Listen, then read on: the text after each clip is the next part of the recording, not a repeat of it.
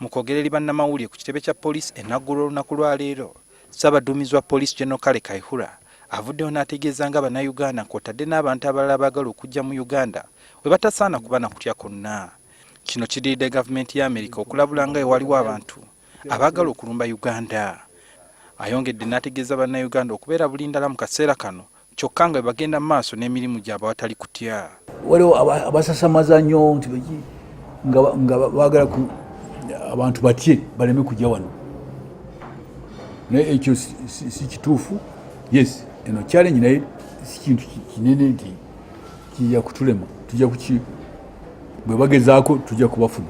Ku nsonga y'abamu ku bakulembeze b'eddiini y'Obuyisiraamu okulumiriza poliisi okuluma amasomero ga Madaras, Kaihura ategeezezza nti amasomero gonna agalumbiddwa wabaddewo ensonga. Ffe kye tuliko okulwanyisa obutemu, obutuju, obumenyi bw'amateeka. Kebe madarasa kebe birala ne makereziya bwe baba nga waliwo information nti bakozesa abatuju bekwese mu kereziya tugendayo. Kaihura ategeezezza nga kati bali mu nteekateeka okwataganira wamu ne poliisi y'eggwanga lya Australia okukomyawo Dr. Agrechinge oluvannyuma lwa kkooti okufulumya ekiwandiiko ekimuyita. Ate aleme kulimba nti kubanga tumutya ayagala kwesimba obwa pulezidenti. Anamutya